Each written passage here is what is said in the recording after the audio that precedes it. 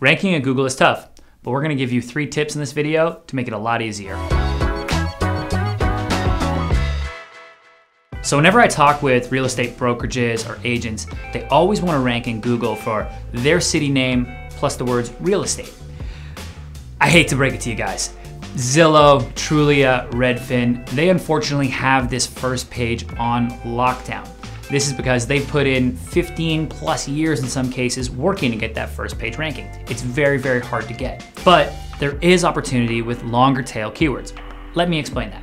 A long tail keyword is something that somebody types in that is several words long, that doesn't have a lot of competition, but it has a lot of intent. So let's say someone were to type in best places to live in Jacksonville, Florida, or what is it like to move to Los Angeles? If you can answer those questions directly, you have a great chance of ranking on page number 1 when people type in those terms. This is an opportunity to get more people to your website from search engines and start to build more trust with your brand. Next, we want to talk about title tags and meta descriptions. Now, have you ever typed something into Google and you've seen 2 boxes of text?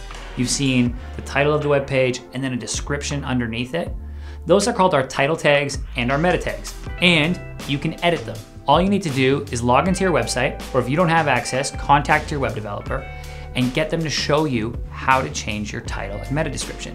Once you get the hang of it once, it becomes really, really easy to replicate. So when you're doing this and actually writing your title tags, think about what's on that page. Say it's a page on Palm Springs, California. The title tag might want to be move to Palm Springs, California, then your brand name.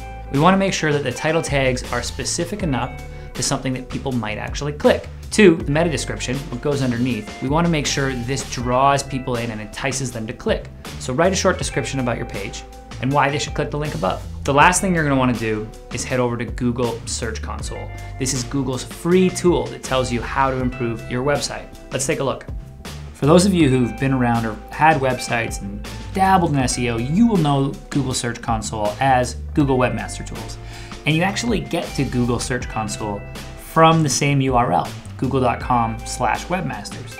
Once you get here, we're gonna wanna sign into our Search Console. So make sure you have a Google Gmail account and it'll let you sign right in. This can be intimidating. There's a lot of data here in the Search Console, but don't be intimidated. It is your best friend and will help your site rank higher in search. The first thing we want to do, coincidentally, is not in the new version of Search Console. It's in the old version, but Google makes it easy for you to get there. We're going to scroll down here and we're going to hit go to old version.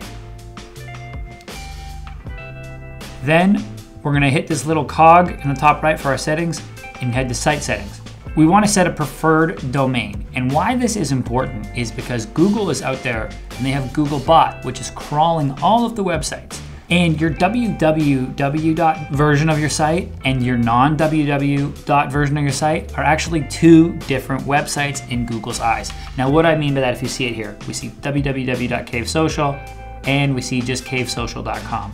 When you first come into Search Console, it's going to be here as don't set a preferred domain.